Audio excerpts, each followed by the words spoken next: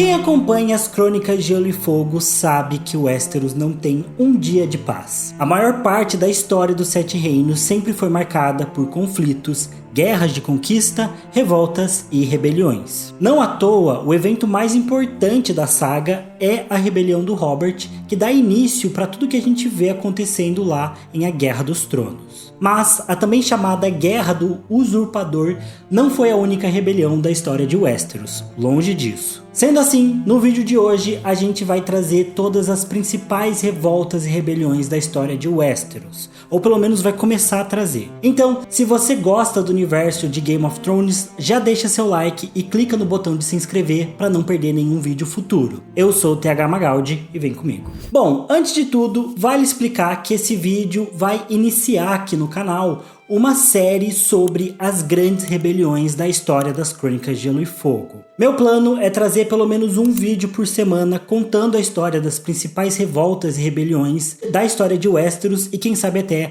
algumas lá de Essos também. E claro, na história de Westeros, as principais rebeliões que a gente vê acontecendo são documentadas durante a dinastia Targaryen. Mas, mesmo antes da chegada de Aegon o Conquistador, com as suas irmãs e os seus dragões, Westeros já conhecia muitas revoltas. E, quando falamos de rebeldes antes da conquista, não dá para deixar de mencionar toda a história de conflitos que envolve a Casa Bolton e a Casa Stark. Bom, no geral, os Bolton sempre foram os maiores rivais dos Starks. Conhecidos como os Reis Vermelhos, a Casa Bolton sempre se mostrou resistente à conquista dos Reis do Inverno lá no norte durante a Era dos Heróis. Não à toa, durante esse período, os Bolton chegaram a saquear o Winterfell pelo menos 2 vezes. E a história conta que os Reis Vermelhos costumavam esfolar os membros da Casa Stark e usar suas peles como mantos em um sinal de grandeza e poder. Porém, eventualmente, os Reis do Inverno conseguiram monopolizar o norte e obrigaram os Bolton a se submeterem. Mas, como a gente vê acontecendo no Casamento Vermelho, os Bolton nunca aceitaram muito bem essa dominação dos Starks. E isso se mostra também na história dessa casa. Na verdade, inicialmente, os Bolton se uniram aos Starks para lutar contra os invasores ândalos.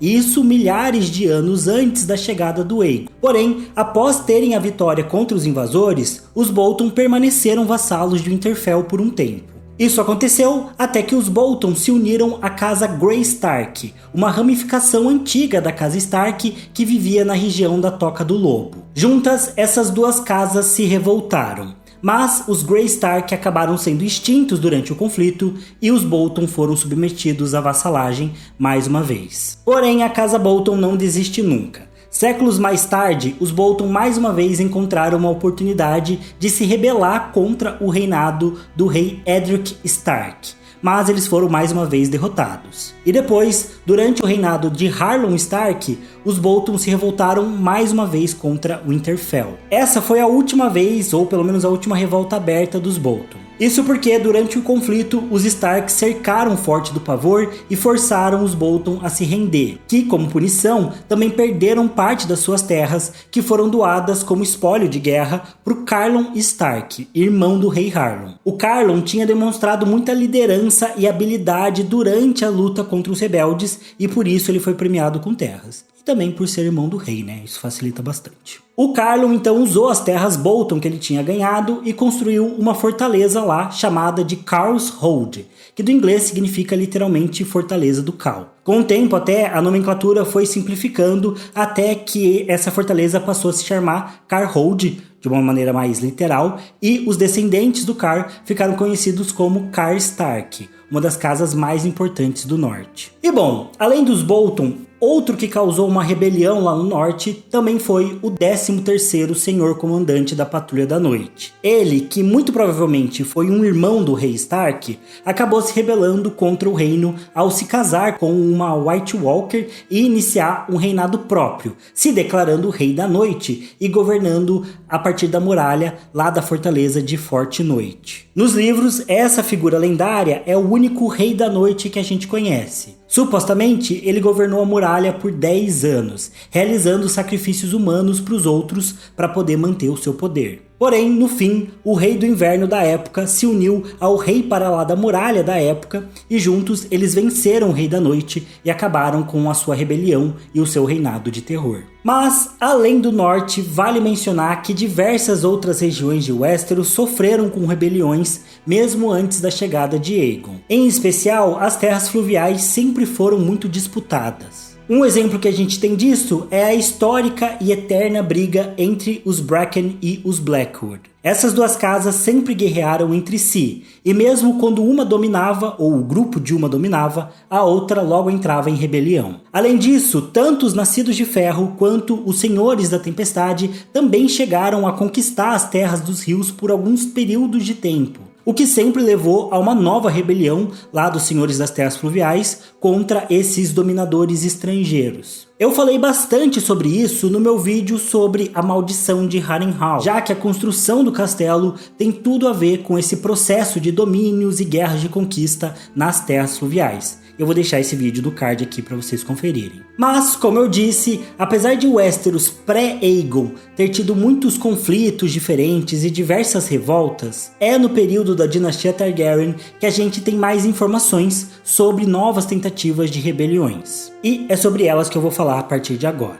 Bom, a conquista uniu quase todo o continente de Westeros em um único país. E, basicamente, a maior parte dos lords dos Sete Reinos entendeu que não valia muito a pena mexer com Aegon Targaryen, já que ele e as suas irmãs tinham 3 dragões à sua disposição e podiam facilmente manter os lords sob controle. Porém, após a morte do Aegon, o seu filho mais velho, o Aenys, assumiu o poder. E ele não era um rei tão imponente quanto seu pai. Muito longe disso, o Aenys era um rei inseguro, fraco e muito mais hesitante na hora de agir. Isso fez com que pelo menos 4 rebeldes surgissem logo no seu primeiro ano de governo. Bom, nem todos esses rebeldes eram senhores querendo independência do Trono de Ferro, mas eles sempre seguiam essa linha de desafiar a autoridade do rei. Na verdade, o primeiro deles foi Harren o Vermelho. Ele era líder de um grupo de criminosos das terras fluviais e afirmava ser o herdeiro de Harrenhal, o último rei do Tridente que havia sido morto pelo Aegon durante a conquista, quando Harrenhal foi incendiada pelo fogo do Balerion. Querendo mostrar que não concordava com a posse de Harrenhal estar nas mãos da Casa Corrêres, o Harren o Vermelho invadiu o castelo com seu bando na calada da noite e matou o Lord Gargon Corrêres e castrou seu órgão genital ainda no bosque sagrado de dentro do castelo. Ele então se proclamou Senhor de Harrenhal e o novo Rei dos Rios. Quando isso aconteceu, o rei Aenys estava em Correhill, perto de Harrenhal, mas ele se recusou a montar no seu dragão e enfrentar o Harren o Vermelho. Na verdade, ele pediu que o Lord Tully unisse as suas tropas e marchasse contra o Harren, mas isso deu tempo do rebelde e o seu bando fugirem. Quando Aenys chegou de volta para Porto Real, ele ficou sabendo que tinha mais uma rebelião no reino. Dessa vez, no vale, o irmão do Lord Ronel Arryn, o Jonos, se rebelou contra o próprio irmão e se declarou senhor do Ninho da Águia e novo rei da montanha e do vale. Ou seja, o Jonos Arryn se revoltou contra o seu irmão Ronel. Só para explicar porque a gente se perde às vezes nessa questão dos nomes. Inicialmente, sabendo desse problema no Vale de Arryn, o Aenys pensou em enviar a sua mão do rei, o Lord Ellen Stockworth, para lidar com esse novo rebelde. Mas ele rapidamente mudou de ideia, porque ele tinha medo que o Harren o Vermelho aproveitasse a vulnerabilidade da capital e atacasse Porto Real. O Aenys então enviou o Allen, na verdade, para procurar o Harren o Vermelho nas terras fluviais e deixou a situação no vale para que os lords de lá dessem um jeito no problema. Com isso, sem apoio do Trono de Ferro, o Lord Allard Royce reuniu os lords vassalos e cercou o Portão da Lua. Encurralado, o Jonos resolveu jogar o seu irmão pela Porta da Lua, o que tornou ele um fratricida e também um regicida, já que seu irmão era o seu suzerano legítimo. E, como o Ninho da Águia é considerado inexpugnável, o Lord Jonos se sentiu seguro para manter a sua revolta e resistir ao cerco dos Royce. O que ele não esperava era que o príncipe Maegor chegasse voando no Balerion para acabar geral com a revolta. Com a chegada do Maegor, a própria guarnição do Jonos se rendeu e entregou o seu senhor para que o príncipe lidasse da forma que ele preferisse. Mas o Maegor era impiedoso, então ele condenou todos os apoiadores do Jonos à morte pela forca. Com isso, o Hubert Arryn, um primo falecido do Lord Ronel, se tornou o novo senhor do Ninho da Águia. Já nas terras fluviais, a mão do rei, o Lord Ellen Stockworth, encontrou o Harren Vermelho e o seu bando perto do Olho de Deus. Eles tiveram uma batalha e nela o Ellen acabou sendo morto pelo próprio Harren, mas o seu escudeiro acabou vingando-o, matando Harren e acabando de vez com mais uma revolta. Porém, isso não fez os problemas do Aenys sumirem. Nas Ilhas de Ferro, um pregador chamado Lodos se proclamava um rei sacerdote nessa mesma época. Ele afirmava ter voltado dos salões do Deus Afogado e estava tentando iniciar uma revolta, especialmente por conta da presença dos Septões e das Septãs lá nas Ilhas de Ferro. Esse rei sacerdote acabou atraindo muitos apoiadores. Porém, o Lord Goren Greyjoy não caiu no papo dele e reuniu uma frota de 100 navios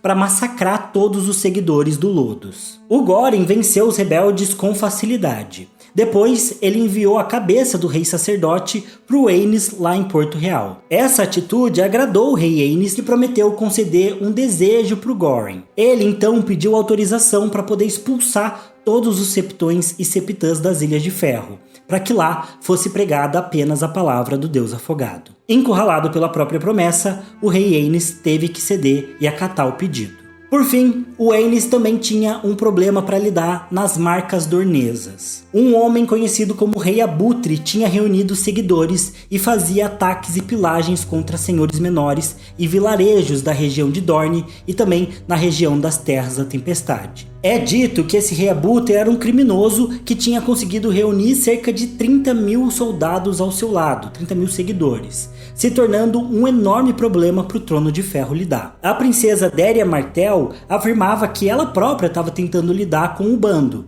mas na verdade ela não estava muito preocupada com a situação, já que o Rei Abutre era um problema muito maior para as Terras da Tempestade do que para Dorne. Então ela ficou de boa e deixou que o Trono de Ferro lidasse com o problema. No fim, após causar alguns problemas nas Terras da Tempestade, o exército do Rei Abutre se dividiu em duas partes, o que levou ao Lord Orys Baratheon se unir ao Lord Sam Tarly para caçarem o Abutre ali pelo sul. O Lord Orys acabou massacrando a primeira parte do exército do Abutre e depois o Lord Tarly venceu o próprio Rei Abutre em uma batalha bastante sangrenta. No final, o Rei Abutre foi deixado preso e exposto para morrer como um exemplo do que aconteceria com futuros criminosos rebeldes ali na região. Ele acabou morrendo por inanição e o seu cadáver muito provavelmente foi devorado por abutres de verdade. Olha só a ironia. Enfim, todas essas rebeliões são exemplos claros da falta de capacidade do rei Aenys em lidar com conflitos e crises. Porém, elas foram só o começo do problema que viria a ser muito maior durante o governo dele. Na verdade, o reinado do Aenys ficou especialmente marcado pela rebelião da Fé dos Sete, que se recusou a aceitar que o Aenys casasse os seus filhos um com o outro. Isso gerou revolta entre os Septões porque eles consideravam o incesto um crime e um pecado enorme, apesar deles terem aceitado que o Aegon fosse casado com as suas irmãs. Mas eles diziam que o Aegon já tinha chegado casado em Westeros, então por isso que era aceitável, porque ele tinha trazido esse costume de fora, mas pra gente nascida em Westeros não podia. Enfim, o Aenys não soube como lidar com a fé, que já era muito mais influente nos Sete Reinos e conseguia levantar muito mais apoiadores do que os rebeldes anteriores que ele tinha enfrentado. Além disso, o Aenys se recusou a impedir o casamento dos filhos e atos como permitir a expulsão dos Septões das Ilhas de Ferro acabou gerando uma ruptura definitiva com a fé. Foi nesse período, inclusive, que surgiram os braços armados da fé, conhecidos como Fé Militante. Os membros da Fé Militante de melhor nascimento formavam o grupo chamado de Filhos do Guerreiro, enquanto o povo comum se uniu num braço militar conhecido como Pobres Companheiros. Ambos causaram muitos problemas para o rei Aenys. A fé movimentou revoltas da própria capital, com os pobres companheiros tentando invadir o que já existia da Fortaleza Vermelha e os Filhos do Guerreiro fortificando a colina de Rhaenys e o Septo da Memória para poder lutar contra os Targaryen dentro da capital. Além disso, os filhos do Aenys estavam numa turnê por Westeros e acabaram sendo cercados pelos militantes lá em Passo do Cordiz, nas terras ocidentais. Com isso e com a falta de ação do Aenys, cada vez mais a plebe e os senhores menores passavam a apoiar a fé contra a casa Targaryen. Todo esse conflito e todo esse caos levou Aenys a adoecer e acabar se refugiando em Pedra do Dragão, onde ele morreu doente ou envenenado pela rainha Visenya, ninguém sabe. Com a sua morte, o Maegor tomou o trono para si e declarou uma guerra definitiva contra a fé militante. Sendo muito mais determinado e hostil que o seu irmão, o Maegor não poupou esforços para combater a fé e impor a vontade do Trono de Ferro. Ele chegou a queimar toda a colina de Rhaenys para dar fim ao exército da fé lá em Porto Real. E colocou a cabeça de cada pobre companheiro a prêmio, literalmente. O que fez muita gente matar e escalpelar os militantes da fé para conseguir um prêmio em dinheiro. Além disso, o Maegor travou pelo menos 2 grandes batalhas diretas contra a fé. Na Batalha da Ponte de Pedra, 6 exércitos do Maegor enfrentaram 9.000 pobres companheiros liderados por Witch, o lenhador. Os rebeldes da fé foram massacrados, fazendo com que o rio Vago ficasse vermelho de sangue por cerca de 20 léguas. Depois disso, a região da batalha ficou conhecida como Ponte Amarga. E, além dela, mais tarde, no delta do Água Negra, o Maegor também enfrentou mais 13.000 membros da fé militante, vencendo-os em uma vitória incontestável. Depois disso, ele voou no Balerion para as terras ocidentais e queimou os castelos dos lordes que apoiavam a fé. Mas a rebelião só acabou tendo um fim mesmo quando o Maegor chegou lá em Vila Velha, pronto para queimar o septão e o septo estrelado, mas encontrou o alto septão morto, muito provavelmente assassinado a mando dos Hightower, que preferiram poupar a cidade do fogo de dragão e matar o septão mesmo. Com o tempo, e graças ao Maegor especialmente, os Targaryen conseguiram impor a sua vontade contra a fé, que acabou sendo proibida de pegar em armas em qualquer circunstância, ficando ali só como realmente uma ordem religiosa e não mais uma ordem militar. Na verdade, essa lei proibindo a fé militante acabou sendo revogada 250 anos depois pelo rei Tommen, a mando da sua mãe, a rainha Cersei. E antes de encerrar esse período do levante da fé militante, vale citar que esse conflito repercutiu até na Patrulha da Noite. Isso porque durante o conflito, o levante da fé, vários lordes, cavaleiros e membros da Fé dos Sete acabaram sendo enviados para a Patrulha da Noite após serem derrotados. Com todo esse povo amontoado por lá, eles começaram a achar que podiam continuar sua rebelião contra os Targaryen lá da muralha. Esse grupo da fé militante, ironicamente, acabou sendo fortalecido algum tempo depois pelos próprios apoiadores do Maegor, que também foram mandados para a patrulha quando o rei Jaehaerys assumiu o trono e puniu os antigos aliados do tio. Esses rebeldes, então, tentaram transformar os castelos da muralha em territórios independentes, mas acabou que não deu muito certo. Embora fossem milhares de revoltosos, para cada apoiador dessa revolta da fé, haviam 10 irmãos negros que permaneciam fiéis à patrulha. Por isso, o Senhor de Winterfell não teve dificuldade em unir os seus homens aos irmãos fiéis da patrulha e derrotar todos esses rebeldes. É dito até que, vendo que tudo estava perdido, alguns desses rebeldes fugiram para o norte da muralha. O Lord Walton Stark, então, perseguiu eles, mas acabou sendo pego por uma nevasca e teve que voltar. Porém, é dito na história que no meio do caminho de volta, o Lord Walton e os seus homens foram perseguidos por gigantes. O Lord Stark, então, usou a gelo para matar 2 gigantes, antes de acabar sendo despedaçado por uma das criaturas. Enfim, no geral, esse motim da patrulha é considerado o último evento da rebelião da fé militante, que acabou mais uma vez com a vitória para o Trono de Ferro. Bom, depois disso, o governo do Jaehaerys foi marcado pela conciliação. Embora eventualmente tenha acontecido uma ou outra treta no governo dele, as maiores rebeliões que o rei Jaehaerys teve que enfrentar foram dos seus próprios filhos, como no caso da sua filha Saera, que se revoltou contra os bons costumes, como eu já contei num vídeo que vai aparecer no card aqui para vocês. Depois disso, o reinado do rei Viserys I também foi marcado por um governo sólido, embora o reino tenha se envolvido na guerra contra a Tríade e mais tarde tudo tenha levado à Dança dos Dragões. Inclusive, no final da Guerra Civil, o Lord Dalton Greyjoy, a Lula Gigante Vermelha, que tinha apoiado o lado dos negros na guerra, não concordou em voltar para a paz do reino após o final da dança. Obviamente, isso fez dele um rebelde. Mas o Lord Dalton acabou morrendo pouco depois do final da dança, sendo assassinado por uma das suas esposas de sal, o que encerrou esse desafio das Ilhas de Ferro. No geral, o governo do Aegon III também seguiu sem nenhum tipo de rebelião, embora o seu governo tenha sido marcado pela crise de sucessão no Vale de Arryn e também pela conspiração contra os Hogari. Mas esses são dois assuntos para outro vídeo. Porém, no governo do seu sucessor, o rei Daeron I, mais uma revolta aconteceu, embora essa possa ser considerada um efeito colateral da guerra contra Dorne. Isso porque o rei Daeron acreditava que após a Dança dos Dragões e após o governo apático do Aegon III, a casa Targaryen precisava focar o reino para um novo período de glória, e conquistar Dorne era a melhor maneira de fazer isso. Por isso, o Daeron liderou os Sete Reinos numa campanha militar rápida contra os Dorneses, o que culminou na tomada de Lança Solar lá no ano de 158 depois da conquista. Supostamente, o Daeron havia conseguido o que nem mesmo o Aegon Conquistador tinha feito.